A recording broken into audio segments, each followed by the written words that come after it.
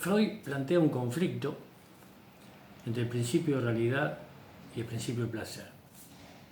¿Qué es la realidad? La realidad es aquello que se nos impone y con el correr de la historia toma conceptualmente se definida de distintas maneras. Hoy la realidad es globalista. Siempre históricamente fue totalitaria. Hay que leer un libro, si están interesados en este asunto, de Manuel Levinas, discípulo de Giussani, que se llama Totalidad e Infinito. Siempre es totalitario, pero ese totalitarismo, esa realidad, no es unívoca u homogénea. Hoy se acepta la diversidad. No importa que te vistas con ropa de confección industrial o a medida. No importa que consumas en una feria supuestamente alimentos sustentables, que seas vegetariano, te sientes en un restaurante de estilo, con el nombre, con un chef. No importa que andes en bicicleta o en ómnibus o tengas un auto de alta gama. No importa que mires Mystery Channel o History Channel o Gran Hermano, lo importante es que consumas. Por eso el deseo de reconocimiento, nuestra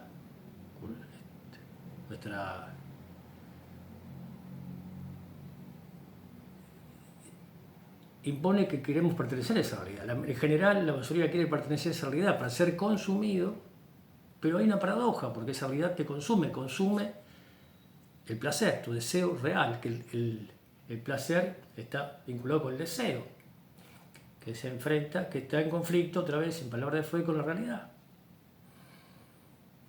Eso que, en palabras de Byung-Chul Han, este filósofo que escribe en alemán, que es norcoreano, dice: el eros agoniza, hay apatía, porque están las posibilidades que te da la realidad de consumir, que uno se apaga su deseo.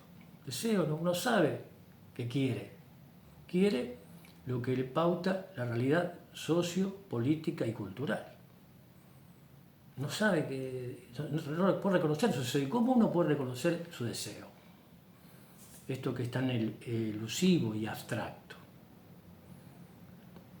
Deseo es lo único verdadero. La realidad es artificial. Desde Aristóteles, en su libro Política, él dice que la única verdad es la realidad. Pero no es la realidad es artificial, es un constructo humano. La realidad. La verdad está en el deseo. Lo que uno desea, lo que uno le place verdaderamente, que disfruta, que tiene ganas de hacer. La realidad dice que debemos trabajar, cumplir un horario, pero a veces uno tiene ganas de ir a trabajar. A veces es necesario. Entonces, ¿cómo uno reconoce el placer, el deseo? Raymond Carver, un cuentista y poeta estadounidense, en palabras de Roberto Bolaños, está a la altura de Anton Chekhov. Digan, ¿quién es Roberto Bolaños? ¿Quién es Anton Chekhov? Cita de autoridad para algunos. Había una actriz argentina, Ana María Campoy, que parodiaba este asunto y decía, como actriz, decía, hizo a Chekhov. Cita de autoridad para Bolaños, Roberto Bolaños, aquellos que valoran la novelística de Bolaños. Raymond Carver está a la altura de Chekhov y escribe Raymond Carver: el estilo, que es homónimo del deseo, es el error trabajado hasta que parezca hecho a propósito, para intentar de esos errores y repeticiones sacar y extraer lo mejor e inevitable de nosotros mismos. El estilo es el error trabajado. El estilo es el desvío, palabra de Roland Barthes, desvío de esa pauta que se nos marca, que se nos impone. El estilo, en hebreo, es lo que se entiende como yejidá, es el grado de claridad más alto. Claridad para reconocerse a sí mismo, reconocer su deseo, reconocer eso que está en la nefesh. Nefesh es voluntad, impulso, ganas. En el hecho freudiano, las ganas, eso que disfruto. El deseo o el estilo o el placer es privado. La realidad es pública.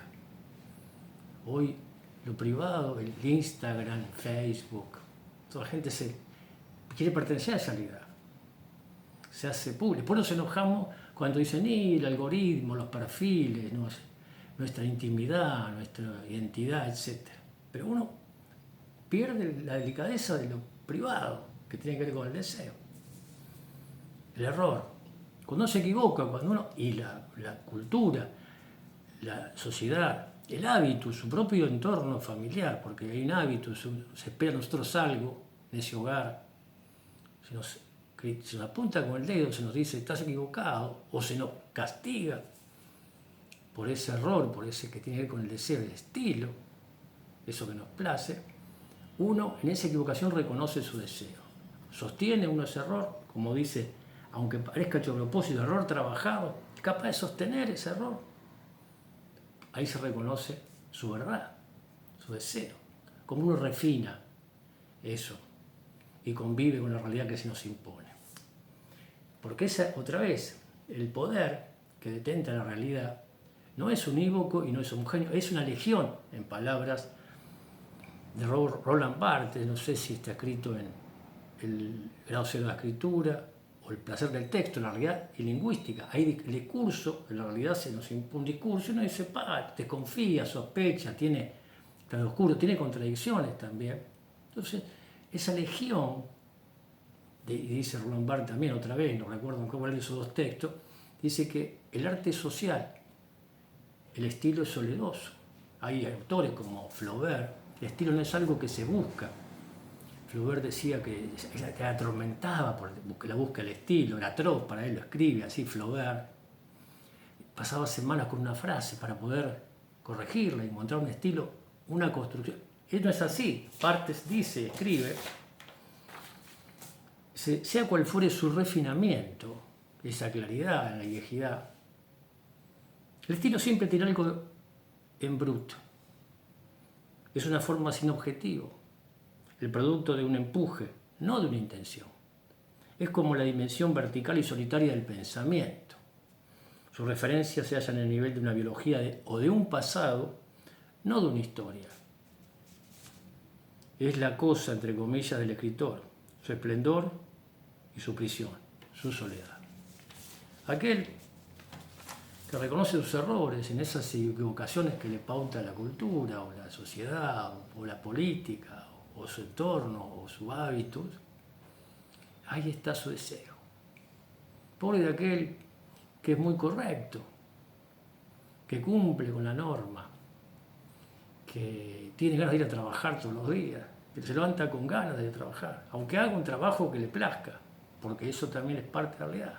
Poco. Que uno tiene todos los días ganas de pensar, el pintor, de hacer música, de tocar la guitarra, de bailar. No tiene todos los días. No sé en qué estado de alienación una persona puede siempre tener ganas. Ese deseo es algo, otra vez, algo bruto. Es un momento, un estado soledoso.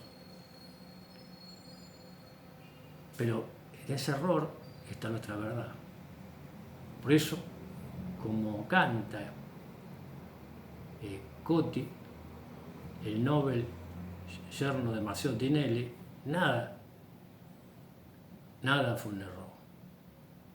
Ahí está nuestra verdad, nuestro deseo.